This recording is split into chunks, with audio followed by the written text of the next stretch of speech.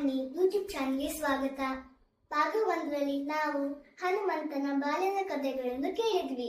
ಈಗ 2ನೇ ಭಾಗದಲ್ಲಿ ನಾವು ಕೇಳೋಣ 3 ಕಥೆಗಳನ್ನು: ಸೀತೆ ಹುಡುಕಾಟ, ಲಂಕೆ ದಹನ ಮತ್ತು ಇಂದ್ರಜಿತ್ ಮೇಲೆ ಲಕ್ಷ್ಮಣನ ಜಯ. ಈ ಎಲ್ಲ ಕಥೆಗಳಲ್ಲಿ ಲಕ್ಷ್ಮಣ ಮತ್ತು ಹನುಮಂತನಿಗೆ ರಾಮನ ಮೇಲೆ ಇರುವ ಪ್ರೀತಿ ಮತ್ತು ಭಕ್ತಿಯನ್ನು ತೋರಿಸುತ್ತದೆ. ರಾಮಾಯಣ ಮಹಾಕಾವ್ಯದಲ್ಲಿ ಸೀತಾಮಾತೆಯ ಶೋಧಕ್ಕಾಗಿ ಹನುಮಂತನು ನಡೆಸಿದ ಸಾಹಸ ಅಪಾರ. ರಾವಣನು ಸೀತೆಯನ್ನು ಲಂಕೆಗೆ ಅಪಹರಿಸಿದ್ದಾನೆ ಎಂಬ ಸುದ್ದಿ ತಿಳಿದಾಗ ರಾಮನು ತನ್ನ ದೂತನಾಗಿ ಹನುಮಂತನನ್ನು ನೇಮಿಸುತ್ತಾನೆ. ರಾಮನ ಆಶೀರ್ವಾದ ಪಡೆದ ಹನುಮಂತನು ದೂರದ ಲಂಕೆಗೆ ಹಾರುತ್ತಾನೆ. ಹಾರುವ ಮಾರ್ಗದಲ್ಲಿ ಸುರಸ ಎಂಬ ನಾಗಮಾತೆ, ದಕ್ಷಿಣ ಪ್ರಜಾಪತಿಯ ಪುತ್ರಿ ಹಾಗೂ ಕಶ್ಯಪ ಮುನಿಯ ಪತ್ನಿ ಹನುಮಂತನನ್ನು ತಡೆಯುತ್ತಾಳೆ. ರಾಮನ ದೂತನಾಗಿ ಹೊರಟಿರುವ ಹನುಮಂತನು ಈ ಮಹತ್ವದ ಕಾರ್ಯಕ್ಕೆ ಯೋಗ್ಯನೇ ಎಂಬುದನ್ನು ತಿಳಿಯಲು ದೇವತೆಗಳು ಸುರಸಾಳ ಮೂಲಕ ಅವನ ಶಕ್ತಿ ಮತ್ತು ಸಾಮರ್ಥ್ಯವನ್ನು ಪರೀಕ್ಷಿಸಲು ನಿರ್ಧರಿಸುತ್ತಾರೆ. ಸುರಸ ತಕ್ಷಣ ತನ್ನ ಬಾಯಿಯನ್ನು ವಿಶಾಲವಾಗಿ ತೆರೆಯುತ್ತಾಳೆ. ಹನುಮಂತನನ್ನು ಒಳಗೆಳೆಯಲು ಯತ್ನಿಸುತ್ತಾಳೆ.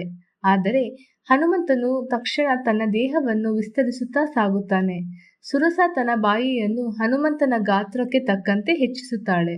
ಕೊನೆಗೆ ಹನುಮಂತನು ತನ್ನ ಮಾಯಾಶಕ್ತಿಯಿಂದ ಅತಿ ಸಣ್ಣ ರೂಪವನ್ನು ತಾಳಿ ಆಕೆಯ ಬಾಯಿಗೆ ಪ್ರವೇಶಿಸಿ ತಕ್ಷಣವೇ ಹೊರಬರುತ್ತಾನೆ. ಈ ಬುದ್ಧಿವಂತಿಕೆಯಿಂದ ಪರೀಕ್ಷೆಯನ್ನು ಪೂರೈಸಿದ ಹನುಮಂತನನ್ನು ಸುರಸ ಮೆಚ್ಚಿ ಆಶೀರ್ವಾದ ನೀಡಿ ಮುಂದಿನ ಪ್ರಯಾಣಕ್ಕೆ ಅನುಮತಿಸುತ್ತಾಳೆ. ಆ ನಂತರ ಸಾಗರದ ಮೇಲೆ ಹಾರುತ್ತಿರುವಾಗ ಸಿಂಹಿಕಾ ಎಂಬ ರಾಕ್ಷಸಿ ಅವನ ನೆರಳನ್ನು ಹಿಡಿದು ತಡೆಯುತ್ತಾಳೆ. ಹನುಮಂತನಿಗೆ ಸುಗ್ರೀವನು ಮುಂಚಿತವಾಗಿ ಹೇಳಿದ್ದ ಮಾತು ನೆನಪಾಗಿ ನೆರಳನ್ನು ಹಿಡಿಯುವ ರಾಕ್ಷಸಿ ಸಿಂಹಿಕೆಯಾಗಿರಬಹುದು ಎಂಬುದನ್ನು ಅವನು ಅರಿಯುತ್ತಾನೆ. ತಕ್ಷಣ ತನ್ನ ದೇಹವನ್ನು ಚಿಕ್ಕದಾಗಿ ಮಾಡಿ ಆಕೆಯ ಬಾಯಿಗೆ ಹೋಗಿ ಅವಳ ದುರ್ಬಲ ಅಂಗಗಳನ್ನು ಹೊಡೆದು ಹೊಗೆಯಂತೆ ಹೊರಬರುತ್ತಾನೆ. ಸಿಂಹಿಕಾ ಸಮುದ್ರಕ್ಕೆ ಬಿದ್ದು ಸಾಯುತ್ತಾಳೆ. ಹನುಮಂತನು ತನ್ನ ಪ್ರಯಾಣ ಮುಂದುವರಿಸುತ್ತಾನೆ. ನಂತರ ಲಂಕಾ ನಗರದೊಳಗೆ ನುಗ್ಗಿ ಲಂಕಿಣಿಯೊಂದಿಗೆ ಪೈಪೋಟಿ ನಡೆಸಿ ಅವಳನ್ನು ಸೋಲಿಸುತ್ತಾನೆ. ತನ್ನ ಶಕ್ತಿಯಿಂದ ಅತಿ ಸಣ್ಣ ರೂಪ ತಾಳಿದ ಹನುಮಂತನು ಲಂಕೆಯ ಚಿನ್ನದ ಗೋಡೆಗಳನ್ನು ಏರಿ ರಾಜಮನೆಗಳಲ್ಲಿ ಸೀತೆಯ ಹುಡುಕಾಟ ಆರಂಭಿಸುತ್ತಾನೆ. ಕೊನೆಗೆ ಅವನು ಅಶೋಕ ವಾಟಿಕೆಯನ್ನು ತಲುಪುತ್ತಾನೆ. ಇದು ಲಂಕೆಯ ಅತ್ಯಂತ ಸುಂದರ ತೋಟ. ಅಲ್ಲಿ ಸೀತಾಮಾತೆಯನ್ನು ಕಂಡು ತನ್ನನ್ನು ರಾಮನು ಕಳುಹಿಸಿದ್ದಾನೆಂದು ಹೇಳುತ್ತಾನೆ. ರಾಮನ ಉಂಗುರವನ್ನು ನೀಡಿ ಧೈರ್ಯ ತುಂಬುವ ಮಾತುಗಳನ್ನು ಹೇಳುತ್ತಾನೆ. ಸೀತೆ ಮೌನವಾಗಿ ಉಂಗುರವನ್ನು ಕೈಗೆ ತೆಗೆದುಕೊಂಡು ತಲೆಬಾಗುತ್ತಾಳೆ. ಆ ಉಂಗುರ ನೋಡಿ ಅವಳ ಕಣ್ಣುಗಳಲ್ಲಿ ಸಂತೋಷದ ಕಣ್ಣೀರು ಬರುತ್ತದೆ. ಭಾವನಾತ್ಮಕವಾಗಿ ನನ್ನ ರಾಮನು ಬಂದು ಈ ರಾಕ್ಷಸ ರಾವಣನಿಗೆ ಶಿಕ್ಷೆ ನೀಡಲಿ ಮತ್ತು ನನ್ನನ್ನು ಈ ಕೈದಿಯಿಂದ ಬಿಡುಗಡೆ ಮಾಡಲಿ ಎಂದು ಹೇಳುತ್ತಾಳೆ.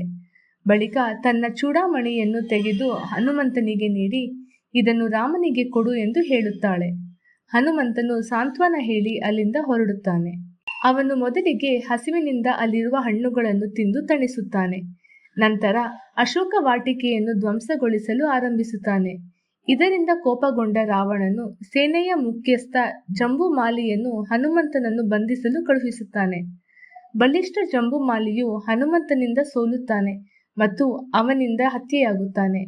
ಜಂಬುಮಾಲಿ ರಾವಣನ ಮುಖ್ಯ ಸೇನಾಪತಿ ಪ್ರಹಸ್ತನ 8 ಮಕ್ಕಳಲ್ಲಿ ಒಬ್ಬ. ಅವನ ಬಳಿಕ ರಾವಣನು ತನ್ನ ಕಿರಿಯ ಪುತ್ರ ಅಕ್ಷಯ ಕುಮಾರನನ್ನು ಕಳಿಸುತ್ತಾನೆ. ಕೇವಲ 16 ವರ್ಷದ ಯೋಧನಾಗಿದ್ದರೂ ಶಕ್ತಿಶಾಲಿಯಾದ ಅಕ್ಷಯನು ಹನುಮಂತನ ವಿರುದ್ಧ ಯುದ್ಧ ನಡೆಸುತ್ತಾನೆ. ಆದರೆ ಹನುಮಂತನು ದೊಡ್ಡ ಮರದಿಂದ ಅವನನ್ನು ಹೊಡೆದು ಕೊಲ್ಲುತ್ತಾನೆ. ಅಕ್ಷಯನ ಹತ್ಯೆಯ ಬಳಿಕ ರಾವಣನು ತನ್ನ ಶಕ್ತಿಶಾಲಿ ಪುತ್ರ ಇಂದ್ರಜಿತ್ತನ್ನು ಕಳಿಸುತ್ತಾನೆ. ಇಂದ್ರಜಿತ್ ಬ್ರಹ್ಮಾಸ್ತ್ರ ಪ್ರಯೋಗಿಸುತ್ತಾನೆ. ಹನುಮಂತನಿಗೆ ಅದರಿಂದ ತೊಂದರೆ ಆಗದು ಎಂಬುದು ಗೊತ್ತಿದ್ದರೂ ಬ್ರಹ್ಮಾಸ್ತ್ರದ ಗೌರವದಿಂದಾಗಿ ತಾನಾಗಿಯೇ ಬಂಧಿತನಾಗುತ್ತಾನೆ. ಅವನನ್ನು ರಾವಣನ ಅರಮನೆಗೆ ಕರೆದುಕೊಂಡು ಹೋಗಲಾಗುತ್ತದೆ. ಹನುಮಂತನು ರಾಮನ ದೂತನಾಗಿ ಸೀತೆಯ ಶೋಧನೆಗಾಗಿ ಬಂದಿರುವುದು ರಾವಣನ ಅಧಿಕಾರ ಮತ್ತು ಶಕ್ತಿಗೆ ನೇರವಾದ ಸವಾಲಾಗಿತ್ತು. ಅಲ್ಲಿ ಹನುಮಂತನು ನಾನು ರಾಮನ ದೂತನಾಗಿ ಬಂದಿದ್ದೇನೆ, ದೂತನಿಗೆ ಯೋಗ್ಯ ಗೌರವ ನೀಡಬೇಕು ಎಂದು ಹೇಳುತ್ತಾನೆ. ಆದರೆ ರಾವಣನು ಹನುಮಂತನ ಈ ಮಾತನ್ನು ನಿರ್ಲಕ್ಷಿಸಿ ಅವನ ಕೋತಿಯ ರೂಪವನ್ನು ನೋಡಿ ಅವಮಾನಿಸುತ್ತಾನೆ. ಆಗ ಹನುಮಂತನು ತನ್ನ ವಾಲನ್ನು ವಿಸ್ತರಿಸುತ್ತಾ ಅದನ್ನು ರಾಜ್ಯಸಭೆಯ ನೆಲದ ಮೇಲೆ ಹಂತ ಹಂತವಾಗಿ ಹಾಸಿ ಅದನ್ನು ದೊಡ್ಡ ಗೋಪುರದಂತೆ ರೂಪಿಸುತ್ತಾನೆ. ಬಳಿಕ ಆ ವಾಲದ ಮೇಲೆ ಕೂತು ತನ್ನ ಆಸನವನ್ನು ರಾವಣನಿಗಿಂತ ಎತ್ತರವಾಗಿ ಮಾಡಿಕೊಳ್ಳುತ್ತಾನೆ. ಈ ನಡೆ ರಾವಣನಿಗೆ ತೀವ್ರ ಕೋಪ ತರಿಸುತ್ತದೆ. ರಾವಣನು ಹನುಮಂತನ ವಾಲಿಗೆ ಬೆಂಕಿ ಹಚ್ಚಲು ಆದೇಶಿಸುತ್ತಾನೆ. ಆದರೆ ಅದೇ ಬೆಂಕಿಯನ್ನು ಉಪಯೋಗಿಸಿ ಹನುಮಂತನು ಲಂಕಾ ನಗರವನ್ನೇ ಆವರಿಸಿ ಸುಡುತ್ತಾನೆ. ಸುತ್ತಮುತ್ತ ಎಲ್ಲವೂ ನಾಶ. ನಂತರ ಹನುಮಂತನು ಸಮುದ್ರ ದಾಟಿ ರಾಮನ ಬಳಿಗೆ ತಲುಪುತ್ತಾನೆ. ಇದಾದ ನಂತರ ಯುದ್ಧ ಆರಂಭವಾಗುತ್ತದೆ. ವಾನರ ಸೇನೆಯು ಲಂಕೆಗೆ ದಾಳಿ ಮಾಡುತ್ತದೆ. ರಾಮನು ಹಲವಾರು ರಾಕ್ಷಸರನ್ನು ಸಂಹರಿಸುತ್ತಾನೆ. ಆದರೆ ರಾವಣನ ಸಹೋದರ ಕುಂಭಕರ್ಣನು ಇನ್ನೂ ನಿದ್ರಿಸ್ತನಾಗಿರುತ್ತಾನೆ. ಎಚ್ಚರಿಸಲು ಅನೇಕ ಪ್ರಯತ್ನಗಳ ಬಳಿಕ ಅವನು ಎದ್ದ ಮೇಲೆ ಯುದ್ಧಕ್ಕೆ ಬರುತ್ತಾನೆ. ತನ್ನ ಬೃಹತ್ ದೇಹದಿಂದ ವಾನರ ಸೇನೆಯನ್ನು ನುಂಗುತ್ತಾನೆ. ರಾಮನು ಶಕ್ತಿಶಾಲಿ ಶಸ್ತ್ರಗಳಿಂದ ಅವನನ್ನು ಸಂಹರಿಸುತ್ತಾನೆ. ಇದನ್ನು ಕಂಡ ರಾವಣನು ತನ್ನ ಮಗ ಇಂದ್ರಜಿತ್ ಅನ್ನು ಮತ್ತೊಮ್ಮೆ ಕಣಕ್ಕೆ ಇಳಿಸುತ್ತಾನೆ. ಇಂದ್ರಜಿತ್ಗೆ ಅಪೂರ್ವ ಸಾಮರ್ಥ್ಯವಿತ್ತು. ರೂಪ ಬದಲಾಯಿಸುವ, ಮಾಯೆ ಸೃಷ್ಟಿಸುವ ಹಾಗೂ ಕಣ್ಮರೆಯಾಗುವ ಶಕ್ತಿ. ಮೋಡಗಳ ಹಿಂದೆ ತಲೆಮರೆಸಿಕೊಂಡು ಆಕಾಶದಲ್ಲಿ ಯುದ್ಧ ನಡೆಸುವಲ್ಲಿ ಅವನು ನಿಪುಣ.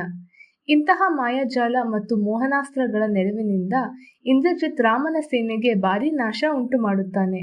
ಮೋಡಗಳ ಮಧ್ಯೆ ಅದೃಶ್ಯನಾಗಿ ಆತ ಲಕ್ಷ್ಮಣನ ಮೇಲೆ ವಾಸವಿ ಶಕ್ತಿಯ ಅಸ್ತ್ರವನ್ನು ಪ್ರಯೋಗಿಸಿ ಅವನನ್ನು ಭೀಕರವಾಗಿ ಗಾಯಗೊಳಿಸುತ್ತಾನೆ. ಪರಿಣಾಮವಾಗಿ ಲಕ್ಷ್ಮಣನು ಗಂಭೀರವಾಗಿ ಗಾಯಗೊಂಡು ಪ್ರಾಣಾಪಾಯದಲ್ಲಿರುತ್ತಾನೆ. ಈ ಸ್ಥಿತಿ ನೋಡಿ ರಾಮನು ತೀವ್ರ ದುಃಖಕ್ಕೊಳಗಾಗುತ್ತಾನೆ. ರಾಜವೈದ್ಯ ಸುಷೇಣನು ಲಕ್ಷ್ಮಣನ ಪ್ರಾಣ ಉಳಿಸಲು ಸಂಜೀವಿನಿ ಔಷಧಿಯ ಅವಶ್ಯಕತೆ ಇದೆ ಎಂದು ಹೇಳುತ್ತಾನೆ. ತಕ್ಷಣ ಹನುಮಂತನು ಹಿಮಾಲಯದ ದಿಕ್ಕಿಗೆ ಹಾರುತ್ತಾನೆ. ಆದರೆ ಸಮಯ ಕಡಿಮೆ. ಸಂಜೀವಿನಿ ಯಾವುದು ಎಂಬುದು ಗೊತ್ತಾಗದ ಹನುಮಂತನು ದ್ರೋಣಗಿರಿ ಪರ್ವತವನ್ನೇ ಕಿತ್ತು ಅದನ್ನು ಹಿಂತಿರುಗಿ ರಾಮನ ಮುಂದೆ ಇಡುತ್ತಾನೆ. ಸುಷೇಣನು ಅಗತ್ಯವಾದ ಔಷಧಿಯನ್ನು ತೆಗೆದು ಲಕ್ಷ್ಮಣನಿಗೆ ಚಿಕಿತ್ಸೆ ನೀಡುತ್ತಾನೆ ಮತ್ತು ಅವನ ಪ್ರಾಣ ಉಳಿಸುತ್ತಾನೆ. ಸೂರ್ಯೋದಯವಾಗುವ ಮೊದಲು ಈ ಚಿಕಿತ್ಸೆ ಮುಗಿಯಬೇಕು ಎಂಬ ಕಾರಣದಿಂದ ಹನುಮಂತನು ತಾತ್ಕಾಲಿಕವಾಗಿ ಸೂರ್ಯನನ್ನು ತನ್ನ ಬಾಹುಗಳಿಂದ ಆವರಿಸುತ್ತಾನೆ. ದ್ರೋಣಗಿರಿ ಪರ್ವತ ಇಂದಿನ ಉತ್ತರಾಖಂಡ ರಾಜ್ಯದ ಚಮೋಲಿ ಜಿಲ್ಲೆಯಲ್ಲಿ ನೆಲೆಸಿದೆ. ಇದು ಹಿಮಾಲಯದ ಭಾಗವಾಗಿದ್ದು ಆ ಪ್ರದೇಶದ ಜನರು ಇಂದಿಗೂ ಈ ಪರ್ವತವನ್ನು ಪವಿತ್ರವಾಗಿ ಪೂಜಿಸುತ್ತಾರೆ. ಇಂದ್ರಜಿತ್ ಮತ್ತೊಮ್ಮೆ ಯುದ್ಧಕ್ಕೆ ಬರುತ್ತಾನೆ. ಇಂದ್ರಜಿತನು ಬಹು ಶಕ್ತಿಶಾಲಿಯಾದ ರಾಕ್ಷಸನಾಗಿದ್ದ. ಬ್ರಹ್ಮನು ಅವನಿಗೆ ಒಂದು ವಿಶೇಷ ವರ ನೀಡಿದ್ದನು. ನಿಕುಂಬಿಳ ಯಜ್ಞವನ್ನು ಯಶಸ್ವಿಯಾಗಿ ಪೂರ್ಣಗೊಳಿಸಿದರೆ ಅವನಿಗೆ ದೈವಿಕ ರಥ ದೊರೆಯುತ್ತಿತ್ತು. ಆ ರಥದಲ್ಲಿ ಏರಿದ್ದಾಗ ಅವನನ್ನು ಯಾವುದೇ ಶತ್ರು ಕೊಲ್ಲಲು ಸಾಧ್ಯವಿರಲಿಲ್ಲ. ಅಲ್ಲದೆ ಇಂದ್ರಜಿತನಿಗೆ ಮತ್ತೊಂದು ವರವೂ ಇತ್ತು. 14 ವರ್ಷಗಳ ಕಾಲ ನಿದ್ರೆ ಮಾಡದೇ ಇರುವ ಸಾಮಾನ್ಯ ಮನುಷ್ಯನೊಬ್ಬನೇ ಅವನನ್ನು ಕೊಲ್ಲಬಲ್ಲನೆಂದು ಬ್ರಹ್ಮನು ಹೇಳಿದ್ದನು.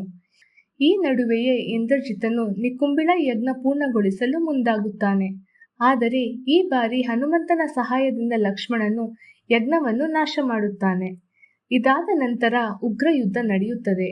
ಲಕ್ಷ್ಮಣನು ಆದಿಶೇಷನ ಅವತಾರವಾಗಿದ್ದು ಇಂದ್ರಜಿತನ ಅಸ್ತ್ರಗಳು ಅವನ ಮೇಲೆ ಪರಿಣಾಮ ಬೀರುವುದಿಲ್ಲ. ಇಂದ್ರಜಿತನು ಶೇಷನಾಗನ ಅನುಮತಿ ಇಲ್ಲದೆ ಅವನ ಮಗಳ ಜೊತೆ ವಿವಾಹವಾದ ಕಾರಣದಿಂದ ಶೇಷನು ಅವನಿಗೆ ಶಾಪ ನೀಡಿದ್ದ. ಲಕ್ಷ್ಮಣನು ರಾಮನ ಸೇವೆಗೆ ಯೋಗ್ಯನಾಗಿರಲು 14 ವರ್ಷಗಳಿಂದ ನಿದ್ರೆ ಇಲ್ಲದೆ ಇದ್ದನು. ಇದು ಇಂದ್ರಜಿತನ ಮರಣದ ಸಮಯವಾಗಿ ಪರಿಣಮಿಸುತ್ತದೆ. ಅಲ್ಲದೆ ಶನಿಗ್ರಹನು ಇಂದ್ರಜಿತನ ಜಾತಕದಲ್ಲಿ 12ನೇ ಭಾವದಲ್ಲಿದ್ದರಿಂದ ಅವನಿಗೆ ಮರಣಯೋಗವಿತ್ತು. ಈ ಎಲ್ಲ ಶಾಪ ವರಗಳು ವಾಸ್ತವವಾಗಿ ಬಿದ್ದು ಅಂತಿಮ ಯುದ್ಧದಲ್ಲಿ ಲಕ್ಷ್ಮಣನು ಅಂಜಲಿಕಾಸ್ತ್ರದಿಂದ ಇಂದ್ರಜಿತನ ತಲೆಯನ್ನು ಕಡಿದು ಅವನನ್ನು ಸಂಹರಿಸುತ್ತಾನೆ. Thank you for watching. Like, share and subscribe for more videos.